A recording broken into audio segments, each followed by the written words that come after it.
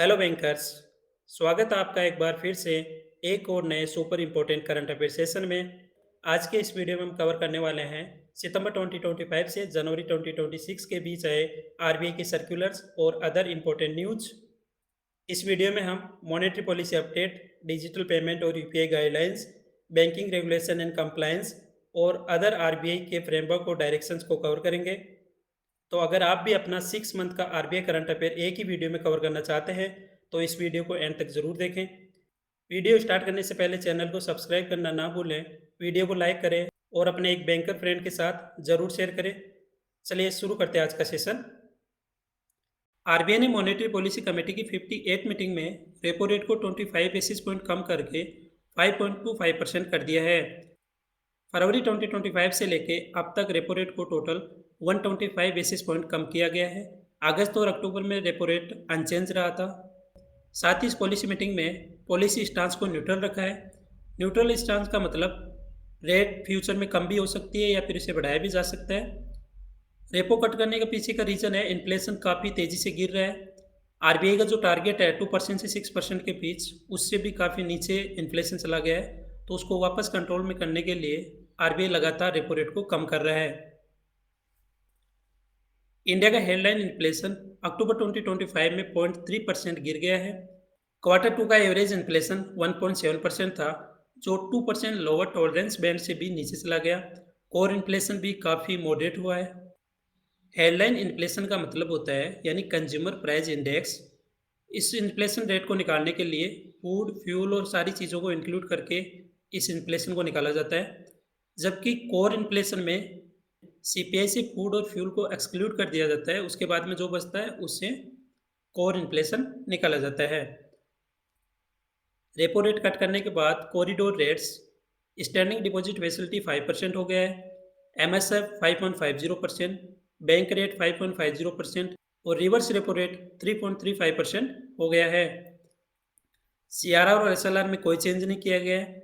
CRR 3% है जबकि SLR 18% है। आरबीआई ने ग्रोथ आउटलुक अपग्रेड किया है। फाइनेंशियल ईयर 25-26 का रियल जीडीपी ग्रोथ 7.3% रहने का प्रोजेक्शन है, जो कि पिछले प्रोजेक्शन से 0.5% ज़्यादा है। आरबीआई ने कहा है कि इंडियन इकोनॉमी स्ट्रॉन्ग मोमेंटम में है। सीपीआई इन्फ्लेशन का फोरकास्ट फाइनेंशियल ईयर 25-26 में 2% रहने का अनुमान है, जो कि पहले से 0.6% कम है। आरबीआई ने ड्यूरेबल लिक्विडिटी के लिए दो बड़े स्टेप्स लिए हैं। पहला है ओपन मार्केट ऑपरेशन, यानी आरबीआई 1 लाख करोड़ रुपए की गवर्नमेंट सिक्योरिटी परचेज करेगा। साथ ही आरबीआई 5 बिलियन यूएस डॉलर की करेंसी स्वैप भी करेगा, यानी आरबीआई डॉलर खरीदेगा जिससे मार्केट में रुपीज़ की लिक्विडिटी बढ़ेगी। अगर लिक्विडिटी टाइट होती है तो बैंक के पास लैंडिंग स्लो हो जाती है। आरबीआई रेट कट का बेनिफिट इकोनॉमी तक नहीं पहुंचता है, इसलिए आरबीआई ने प्रोएक्टिव लिक्विडिटी सपोर्ट दिया है।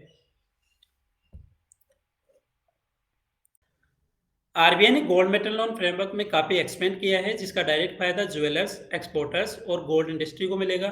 ये नया रूल 1 अप्रैल 2026 से लागू हो रहा है। अब इसमें क्या क्या चेंजेस हुए हैं। पहले गोल्ड मेटल लोन का स्कोप काफ़ी लिमिटेड था, क्योंकि बैंक ओनली जो ज्वेलरी मैन्युफैक्चरर्स है उनको ही लोन देते थे। अब आरबीआई ने अलाउ किया है कि नॉन मैन्युफैक्चरिंग ज्वेलर्स को भी गोल्ड मेटल लोन मिलेगा। गोल्ड मेटल लोन होता क्या है, बैंक कैश के बजाय गोल्ड में लैंडिंग करता है। बोरोवर्स या तो उसकी ज्वेलरी बना सकता है या फिर उसमें वैल्यू एडेड करके उसके प्रोडक्ट तैयार कर सकता है। रीपेमेंट कैसे होता है, नॉर्मली रुपीज़ में रिपेमेंट होता है या स्पेसिफिक केस में फिजिकल गोल्ड में भी इसका रिपेमेंट कर सकते हैं। जो नया रूल है वो अब किन किन पे अप्लाई होगा, तो वो होगा ज्वेलरी मैन्युफैक्चरर्स पर, ज्वेलरी रिटेलर पर, ज्वेलरी एक्सपोर्टर्स पर एंड नॉन मैन्युफैक्चरिंग ज्वेलर्स पर। ये सब अब गोल्ड मेटल लोन के लिए एलिजिबल हो गए हैं। नेक्स्ट अपडेट है, नॉमिनेटेड बैंक जो गोल्ड इंपोर्ट करते हैं वो डोमेस्टिक मार्केट और एक्सपोर्ट मार्केट में काम करने वाले ज्वेलर्स को भी गोल्ड मेटल लोन दे सकते हैं। साथ ही आरबीआई ने gold monetisation scheme linked gold metal loan के स्कोप को भी बढ़ाया है। अब डेजिग्नेटेड बैंक ज्वेलर्स के साथ साथ एमएमटीसी यानी mineral trading corporation of India को भी गोल्ड मेटल लोन दे सकते हैं, जिसका पर्पज़ है इंडियन गोल्ड कॉइन माइनिंग को भी गोल्ड मेटल लोन में लाना। आरबीआई ने कहा है कि बोरोड गोल्ड ड्रॉप फॉर्म में सेल नहीं किया जा सकता और नहीं उसको एक्सपोर्ट किया जा सकता है, सिर्फ उसकी मैन्युफैक्चरिंग या फिर वैल्यू एडिशन किया जा सकता है। इसके लिए बैंकों को स्ट्रिक्ट एंड मॉनिटरिंग भी करनी होगी। रीपेमेंट रूल क्या होगा, एक्सपोर्टर्स फॉरेन ट्रेड पॉलिसी के हिसाब से, जबकि domestic borrowers working capital cycle के हिसाब से रिपेमेंट कर सकते हैं। मैक्सिमम टर्नओवर होगा 270 डेज का। रिपेमेंट करेंसी क्या होगी? नॉर्मली रुपीज में रिपेमेंट हो सकता है, बट गोल्ड मोनेटाइजेशन स्कीम में लिंक्ड गोल्ड मेटल लोन के लिए फिजिकल गोल्ड में रिपेमेंट अलाउ होगा, उसके लिए अलग से कंडीशन होगी। आरबीआई ने क्लियरली कहा है कि स्मॉल फाइनेंस बैंक जो गोल्ड मेटल लोन खरीदते हैं उन पर भी ये पूरा framework same to same apply होगा। बैंकिंग रेगुलेशन अब बहुत ज़्यादा स्मार्ट, फ्लेक्सिबल और इंडस्ट्री फ्रेंडली होने जा रहा है। आरबीआई ने दो नए पावरफुल मैकेनिज्म इंट्रोड्यूस किए हैं। पहला है आरआरसी, रेगुलेटरी रिव्यू सेल। दूसरा है AGR, advisory group of regulation. पुराने रेगुलेशन कभी कभी आउटडेटेड हो जाते हैं, इसलिए आरबीआई ने डिसाइड किया है कि रेगुलेशन का रिव्यू किया जाए और इंडस्ट्री फीडबैक को सीरियसली लिया जाए। आरआरसी क्या है? रेगुलेटरी रिव्यू सेल, ये एक डेडिकेटेड सेल है जो आरबीआई के डिपार्टमेंट ऑफ रेगुलेशन के अंडर काम करेगा। 1 अक्टूबर 2025 से ये इफेक्टिव है। इसका काम क्या है? हर 5 से 7 साल में आरबीआई के रेगुलेशन को रिव्यू करेगा, आउटडेटेड रूल्स को रिमूव करेगा या उनको मॉडिफाई करेगा, रेगुलेशन को मोर स्ट्रक्चर और फेज वाइज बनाएगा। सिंपल वर्ड में समझे तो आरआरसी का मतलब है रेगुलेशन का क्वालिटी चेक डिपार्टमेंट। एजीआर क्या है? एडवाइजरी ग्रुप ऑफ रेगुलेशन, एक एडवाइजरी बॉडी है। एजीआर का काम क्या है? ये इंडस्ट्री और आरबीआई के बीच ब्रिज का काम करेगा, प्रैक्टिकल प्रॉब्लम्स को रेगुलेटर तक पहुंचाएगा। एजीआर का टेन्योर 3 साल का होगा, इसे 2 साल और बढ़ाया जा सकता है। अभी जो एजीआर बनी है उसके चेयरमैन है राणा आशुतोष कुमार सिंह, जो एसबीआई के एमडी है। आरबीआई ने एक यूनिक और ट्रांसपेरेंट इनिशिएटिव लॉन्च किया है, ओपन हाउस फॉर एम्प्लॉयज़। इसमें आरबीआई के करंट और रिटायर्ड एम्प्लॉयज़ बिना अपॉइंटमेंट के डायरेक्टली गवर्नर से बात कर सकते हैं। ये इनिशिएटिव आरबीआई के इंटरनल गवर्नेंस को और स्ट्रॉन्ग बनाने के लिए लिया गया है। ये विंडो आरबीआई के ऑल वर्किंग डेज में मॉर्निंग 10 AM से 10:30 AM तक रहेगा, यानी हर वर्किंग डेज के लिए एक फिक्स विंडो है जहां एम्प्लॉयज़ अपनी बात रख सकते हैं। आरबीआई ने बैंकों के लिए डिविडेंड पे आउट में बड़ा चेंजेस करने का सुझाव दिया है। आरबीआई ने कहा है कि डिविडेंड पे आउट के 40% से बढ़ाकर 75% ऑफ पीएटी यानी प्रॉफिट आफ्टर टैक्स कर दिया जाए। मतलब स्ट्रॉन्ग और वेल कैपिटलाइज्ड बैंक अपने प्रॉफिट का ज़्यादा हिस्सा शेयर होल्डर्स को डिविडेंड के रूप में दे सकते हैं। बोर्ड रिस्पॉन्सिबिलिटी क्या होगी?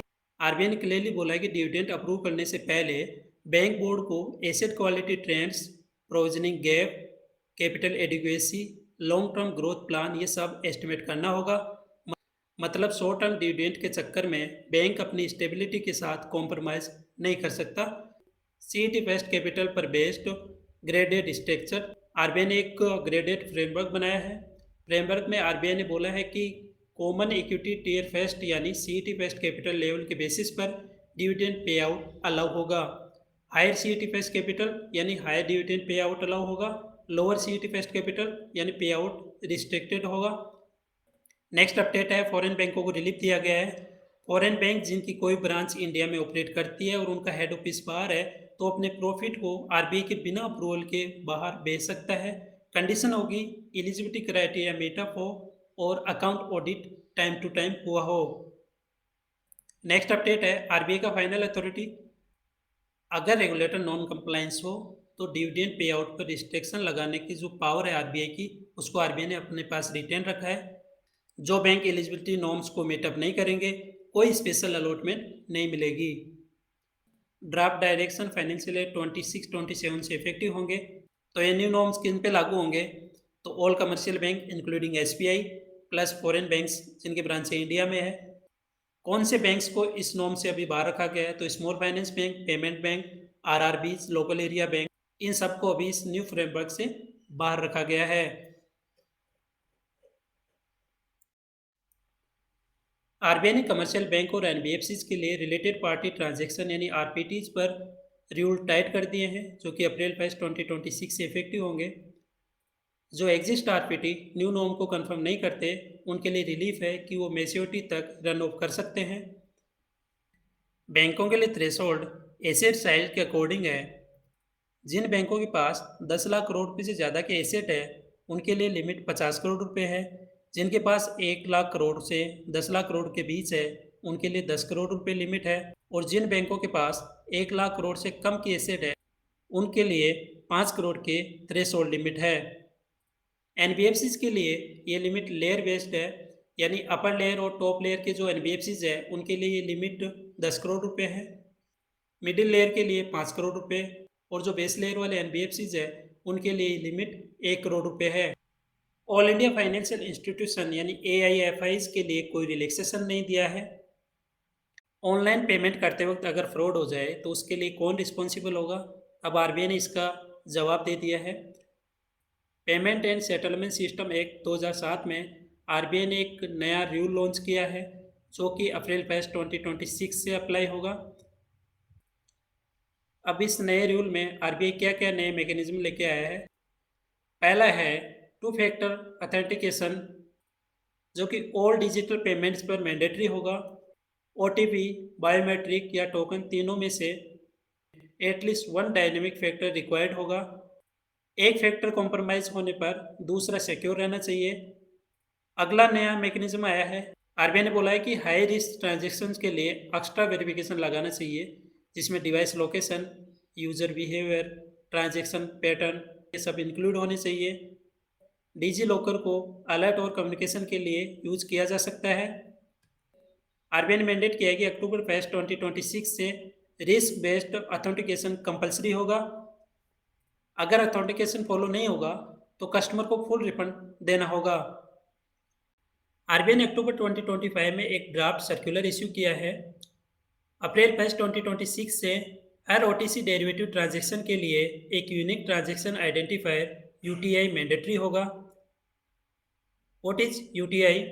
UTI unique transaction identifier. UTI globally unique reference code होता है जो कि मैक्सिमम 52 कैरेक्टर का होता है। इसे हर ट्रेड को ग्लोबली ट्रैक किया जा सकता है। आरबीआई ने ऑलमोस्ट 22 ईयर के बाद अर्बन कोऑपरेटिव बैंक के लाइसेंसिंग विंडो को दोबारा ओपन करने के लिए कहा है। 2004 में आरबीआई ने अर्बन कोऑपरेटिव बैंक के लाइसेंस को बंद कर दिया था, क्योंकि जो भी नए बैंकों को लाइसेंस दिए जा रहे थे उनमें 31% बैंक फेल हो रहे थे या फिर उनकी फाइनेंशियल इंस्टेबिलिटी और पुअर गवर्नेंस के केसेस आ रहे थे। अब आरबीआई ने इस सेक्टर में काफ़ी रिफॉर्म किए, उसके बाद लाइसेंसिंग विंडो को दोबारा ओपन किया गया है। अर्बन कोऑपरेटिव बैंकों के एलिजिबिलिटी क्राइटेरिया क्या है? मिनिमम कैपिटल 300 करोड़ रुपए होने चाहिए। सीआरआर लाइसेंस अप्लाई करते टाइम सीआरआर 12% होना चाहिए और एनपीए 3% से कम होना चाहिए। आरबीआई ने प्रायोरिटी सेक्टर लैंडिंग यानी पीएसएल के नॉर्म्स को और टाइट कर दिया है। इसका मेन रीजन है क्रेडिट रिस्क को रिड्यूस करना, ट्रांसपेरेंसी बढ़ाना और डबल क्लेमिंग पर पीएसएल बेनिफिट्स को रोकना। पीएसएल का मतलब प्रायोरिटी सेक्टर लैंडिंग। बैंकों को अपने लोन का एक फिक्स पोर्शन प्रायोरिटी सेक्टर को देना होता है, जैसे agriculture, MSME, education, housing and weaker section. इसे इंक्लूजन ग्रोथ को प्रमोट किया जाता है। इसमें अभी क्या क्या चेंज किए गए हैं? पहला है ऑडिटर सर्टिफिकेट मैंडेटरी किया गया है। अब बैंकों को ये इंश्योर करना होगा जो लोन प्रायोरिटी सेक्टर के नाम पर क्लेम किए जाते हैं उनके लिए एनबीएफसी, माइक्रो फाइनेंस इंस्टीट्यूशन और हाउसिंग फाइनेंस कंपनीज से एक्सटर्नल ऑडिटर सर्टिफिकेट लेना होगा। आरबीआई ने बैंक टू एनबीएफसी और NBFC to micro finance institution lending पर स्ट्रिक्ट मॉनिटरिंग लगा दी है। अब बैंकों को इस पर प्रॉपर मॉनिटरिंग रखनी होगी। Limit on intermediary based PSL. अगर बैंक किसी एनबीएफसी या इंटरमीडिएटरी के थ्रू पीएसएल देता है तो पर financial year maximum 5% of individual bank total PSL ही अलाउ होगा। Agriculture and MSME lending cap. NBFC micro finance institution के थ्रू एग्रीकल्चर, अलाइड एक्टिविटीज और एमएसएमई के लिए पीएसएल क्लासिफिकेशन पर individual bank to PSL portfolio पर 10% कैप लगा दी है। नेक्स्ट है एनसीडीसी को पीएसएल कवरेज। आरबीआई ने बोला है bank loans to National Cooperative Development Corporation NCDC अब on lending to cooperative societies के लिए पीएसएल के अंडर क्लासीफाई होंगे। आरबीआई ने ब्रिक्स कंट्रीज को सजेस्ट किया है कि वो अपनी सेंट्रल बैंक डिजिटल करेंसी को आपस में लिंक करे। मतलब अगर इंडिया की डिजिटल रूपी और चाइना की डिजिटल यान लिंक हो जाता है तो cross border trade payment easy हो जाएगा और टूरिज्म पेमेंट भी फास्ट होगा। इंडिया 2026 में 18वें ब्रिक्स समिट की मेजबानी करेगा। आरबीआई ने इंडियन गवर्नमेंट को रिकमेंड किया है कि ब्रिक्स 2026 के एजेंडे में सीबीडीसी लिंकिंग प्रोजेक्ट को इंक्लूड किया जाए। ब्रिक्स 2025 समिट ब्राजील में हुआ था। आरबीआई ने foreign exchange dealer association of India यानी एफईडीआई को officially self regulatory organisation SRO के रूप में रिकॉग्नाइज किया है। एफईडीआई का रोल क्या है? एफईडीआई अब फॉरेन एक्सचेंज मार्केट में सारे अथोराइज डीलर के लिए काम करेगा। अथोराइज डीलर कौन होते हैं? बैंक और इंस्टीट्यूशन जो आरबीआई से परमिशन लेकर फॉरेक्स ट्रांजैक्शन करते हैं। एसआरओ यानी सेल्फ रेगुलेटरी ऑर्गेनाइजेशन वो ऑर्गेनाइजेशन होती है जो अपने सेक्टर के मेंबर्स के लिए आरबीआई के सुपरविजन के अंडर रूल्स, स्टैंडर्ड और कंप्लायंस इंश्योर करती है। अब बात करते हैं आरबीआई द्वारा अप्रूव्ड एसआरओज की। पहला है fintech association for consumer empowerment FACE. इसको आरबीआई ने रिकॉग्नाइज किया है फिनटेक सेक्टर के एसआरओ के रूप में। नेक्स्ट एसआरओ है foreign exchange dealer association of India FEDAI. ये एसआरओ फॉरेन एक्सचेंज मार्केट के ऑथराइज्ड डीलर्स के लिए बनाया गया है। नेक्स्ट है FIMMDA fixed income money market and derivative association of India. इसको आरबीआई ने फाइनेंशियल मार्केट के एसआरओ के रूप में रिकॉग्नाइज किया है। नेक्स्ट है फाइनेंस इंडस्ट्री डेवलपमेंट काउंसिल एफआईडीसी। ये एसआरओ है एनबीएफसी सेक्टर के लिए। नेक्स्ट है सेल्फ रेगुलेटेड पीएसओ एसोसिएशन यानी एसआरपीए। इसको आरबीआई ने अप्रूव किया है पेमेंट सिस्टम ऑपरेटर यानी पीएसओ के एसआरओ के रूप में। तो अभी तक आरबीआई ने टोटल 5 एसआरओज को रिकॉग्नाइज किया है। दोस्तों, आरबीआई ने अपनी एक मोस्ट इंपॉर्टेंट रिपोर्ट दी है जिसका नाम है report on trend and progress of banking in India 24-25। इस रिपोर्ट से पता चलता है कि इंडिया में बैंकिंग सिस्टम कितना स्ट्रॉन्ग, स्टेबल और रेजिलेंट हो चुका है। आरबीआई के अकॉर्डिंग इंडिया में बैंकिंग सेक्टर ने स्ट्रॉन्ग बैलेंस शीट भी दिखाई एंड एसेट क्वालिटी भी इम्प्रूव हुई है। बैलेंस शीट में 11.2% की ग्रोथ के साथ 312.2 लाख करोड़ रुपए का ग्रोथ हुआ है। क्रेडिट ग्रोथ 11.5% हुई, बोरोइंग ग्रोथ सिर्फ 7% हुई एंड इन्वेस्टमेंट ग्रोथ 9.2% हुई। वही कमर्शियल बैंकों ने लगातार 7th ईयर में प्रॉफिट 14.7% दिखाया है जो कि 4,01,180 करोड़ रुपए का हुआ। अर्बन कोऑपरेटिव बैंकों की संख्या लगातार घट रही है। ईयर 25 में टोटल 15 बैंकों का मर्जर या लाइसेंस कैंसिल किया गया। अब अर्बन कोऑपरेटिव बैंकों की संख्या 1,457 हो गई है। फाइनेंशियल ईयर 25 के दौरान 7 अर्बन कोऑपरेटिव बैंकों को मर्ज किया गया, 6 महाराष्ट्र के, 1 तेलंगाना का था। जबकि फाइनेंशियल ईयर 24 में 6 बैंकों का मर्जर किया गया था। साथ ही 2004 से 5 तक अब तक टोटल 163 बैंकों का मर्जर किया जा चुका है। तो अभी जो अर्बन कोऑपरेटिव बैंकों की संख्या कितनी हो गई है? 1,457। आरबीआई ने डिजिटल बैंकिंग चैनल के लिए फाइनल गाइडलाइन इश्यू कर दिए हैं जिसका मेन फोकस है कस्टमर कंसेंट, सेफ्टी और ट्रांसपेरेंसी। आरबीआई की नई गाइडलाइन के अकॉर्डिंग बैंक को एक्सप्लिसिट कस्टमर कंसेंट लेना होगा। कंसेंट रिकॉर्ड या डॉक्यूमेंट में होना चाहिए। Digital banking service forcefully impose नहीं की जा सकती। बैंक्स कस्टमर को फोर्स नहीं कर सकता कि वो इंटरनेट बैंकिंग, मोबाइल बैंकिंग या एनी डिजिटल बैंकिंग अडॉप्ट करे। फॉर एग्जाम्पल, अगर आप डेबिट कार्ड लेने जाते हो तो बैंक नहीं बोल सकता कि आपको डिजिटल बैंकिंग या फिर नेट बैंकिंग लेना ही होगा। ये चीज़ बैंक अब फोर्सफुली इम्पोज नहीं कर सकता। But bank mobile number collect कर सकता है जिसका पर्पज होगा ट्रांजैक्शन अलर्ट, कम्युनिकेशन और केवाईसी कंप्लायंस। नेक्स्ट अपडेट है ट्रांजैक्शन मॉनिटरिंग सर्विलांस।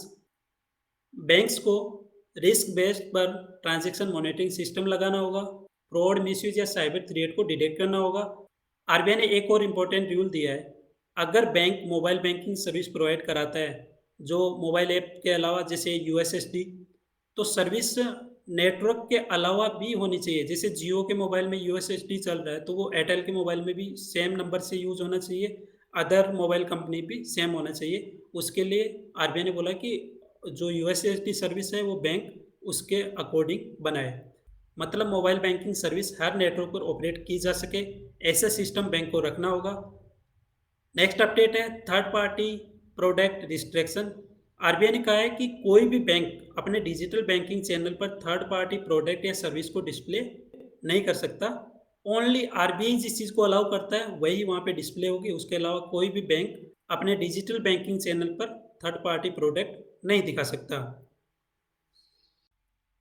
आरबीआई ने चेक ट्रांजैक्शन सिस्टम सीटीएस के फेज 2 जो कि 3 जनवरी 2026 से स्टार्ट होने वाला था, उसको अभी पोस्टपोन कर दिया है, लेकिन अभी फेज फर्स्ट कंटिन्यू रहेगा। अब सीटीएस है क्या? सीटीएस एक इलेक्ट्रॉनिक चेक क्लियरेंस सिस्टम है जिसमें फिजिकल चेक को डिजिटली स्कैन करके इमेज प्लस डेटा के साथ क्लियर किया जाता है। फिजिकल मूवमेंट की ज़रूरत नहीं होती, इससे सेटलमेंट फास्ट होता है और सिक्योर भी होता है। सीटीएस का जो फेज फर्स्ट था वो 4 अक्टूबर 2025 को लॉन्च हुआ था। सीटीएस के फेज फर्स्ट में क्या था? जिस दिन चेक प्रेजेंट किया जाता उसी दिन उस चेक को क्लियर किया जाता।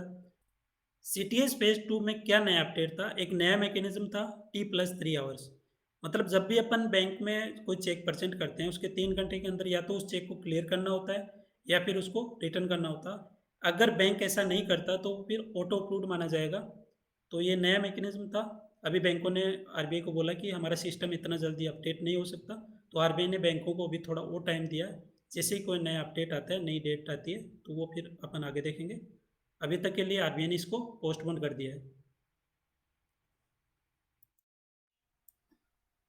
दोस्तों, आरबीआई ने एक बहुत इंपॉर्टेंट बैंकिंग रिफॉर्म किया है। डिपॉजिट इंश्योरेंस के लिए बैंकों को सेम प्रीमियम नहीं देना होगा। मतलब स्ट्रॉन्ग बैंक को रिवॉर्ड मिलेगा और वीक बैंक पे प्रेशर आने वाला है। आरबीआई के सेंट्रल बोर्ड ऑफ डायरेक्टर्स ने risk based deposit insurance framework को अप्रूव किया है। इसका मेन एम है स्ट्रॉन्ग बैंक को रिवॉर्ड देना, वीक बैंक्स को डिसिप्लिन करना और बैंकिंग सिस्टम को और सेफ बनाना। पहले ये लिमिट 1 लाख रुपए थी। फरवरी 2020 के बजट में इसको 5 लाख रुपए कर दिया था। डीआईसीजीसी यानी deposit insurance and credit guarantee corporation, जिसकी स्थापना 1962 में हुई थी। इसका काम है डिपॉजिट इंश्योरेंस स्कीम ऑपरेट करना, बैंकों से प्रीमियम कलेक्ट करना और फेलियर होने पर डिपॉजिटर को प्रोटेक्ट करना। करंट प्रीमियम है 12 पैसा पर 100 रुपीज़। चाहे बैंक स्ट्रॉन्ग हो या वीक हो, सबके लिए सेम होता था। अब आरबीआई ने risk based premium model approve किया है। जो बैंक फाइनेंशियली स्ट्रॉन्ग है उनको कम प्रीमियम देना होगा, जबकि जो बैंक वीक है उनको ज़्यादा प्रीमियम देना होगा। मतलब रिस्क के हिसाब से प्रीमियम डिसाइड होगा। डीआईसीजीसी को पावर है कि वो आरबीआई के प्रायर अप्रूव के साथ प्रीमियम को 15 पैसे पर 100 रुपीज़ कर सकता है। आरबीआई ने 2025 के लिए domestic systematically important bank DSIB की लिस्ट जारी की है। SBI, HDFC bank, ICICI bank को आरबीआई ने 2025 की लिस्ट में आइडेंटिफाई किया है। डोमेस्टिक सिस्टमेटिकली इम्पोर्टेंट बैंक वो होते हैं जो बैंक बड़े होते हैं जिनके फेलियर होने से फाइनेंशियल सिस्टम अनस्टेबल हो सकता है, इकोनॉमी पर सीरियस इम्पैक्ट हो सकता है। इसलिए आरबीआई इन पर एक्स्ट्रा कैपिटल रिक्वायरमेंट लगाता है। आरबीआई ने 2025 के लिए additional common equity tier first requirement fix की है। SBI 0.80%, HDFC 0.40%, ICICI bank 0.20%।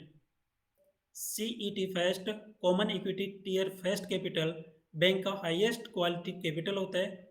Banks को सिस्टमेटिक इम्पोर्टेंट स्कोर एसआईएस के बेसिस पर आरबीआई 2015 से हर साल डीएसआईबी डिस्क्लोज करता है, जिसका ऑब्जेक्टिव है फाइनेंशियल स्टेबिलिटी, सिस्टमेटिक रिस्क को कम करना। अगर कोई फॉरेन बैंक इंडिया में ब्रांच रखता है और वो ग्लोबल सिस्टमेटिकली इम्पोर्टेंट बैंक है, उसे इंडिया में भी additional CET first surcharge maintain करना होगा। एसबीआई 2015 से इस लिस्ट में है, आईसीआईसीआई बैंक 2016 से इस लिस्ट में है, जबकि एचडीएफसी बैंक 2017 से इस लिस्ट में बना हुआ है। अभी तक ये 3 ही बैंक इस लिस्ट में हैं।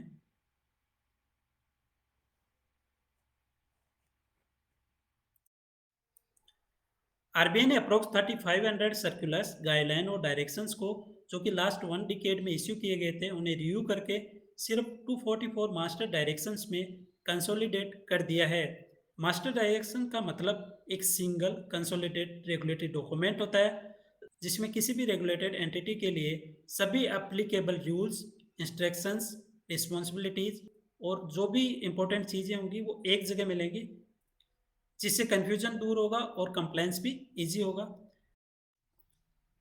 आरबीआई ने 11 टाइप के रेगुलेटेड एंटिटीज़ के लिए अलग अलग मास्टर डायरेक्शन बनाए हैं, जिनमें commercial bank, small finance bank, payment bank, local area bank, regional rural bank, urban cooperative bank, rural cooperative bank, all India financial institution, NBFC, ARC और सीआईसी यानी क्रेडिट इंफॉर्मेशन कंपनीज, इन सब के लिए अलग अलग मास्टर डायरेक्शन इश्यू किए हैं। ये इनिशिएटिव आरबीआई की ease of doing business plus regulatory simplification vision का एक पार्ट है।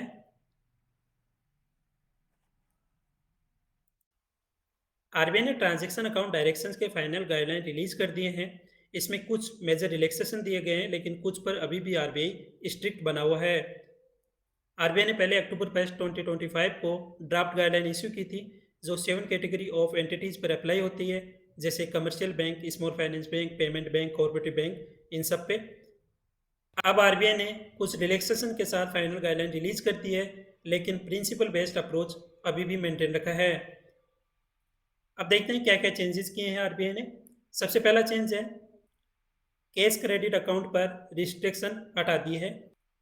पहले रिस्ट्रिक्शन ज़्यादा टाइट थी, अब आरबीआई ने फ्लेक्सिबिलिटी दी है, जिससे बिजनेस ऑपरेशन स्मूथ होगा और क्रेडिट फ्लो भी बना रहेगा।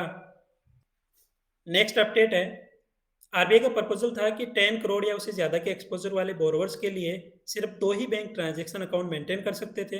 अब कोई भी लीडिंग बैंक जिसका एक्सपोजर 10% से ज़्यादा है, वो करंट या ओवरड्राफ्ट अकाउंट ओपन कर सकता है। अगर सिर्फ एक ही बैंक या कोई भी बैंक 10% थ्रेशोल्ड को मीटअप नहीं करता, तो top 2 leader bank transaction account maintain कर सकते हैं। अब आरबीआई ने बैंकों की कुछ डिमांड को रिजेक्ट भी किया है। बैंकों ने काफ़ी रिलैक्सेशन मांगा था, लेकिन आरबीआई ने उसके लिए मना कर दिया। उसमें पहला है कलेक्शन अकाउंट से फंड ट्रांसफर डिले। बैंक चाहते थे फंड ट्रांसफर के टाइम 2 दिन से ज़्यादा हो। आरबीआई ने जवाब दिया कोई चेंज नहीं हुआ, फंड ट्रांसफर 2 दिन के अंदर डेजिग्नेटेड ट्रांजैक्शन अकाउंट में ट्रांसफर हो जाना चाहिए। ये नए गाइडलाइन कब से अप्लाई होंगे? तो इनकी डेडलाइन है अप्रैल 1 2026।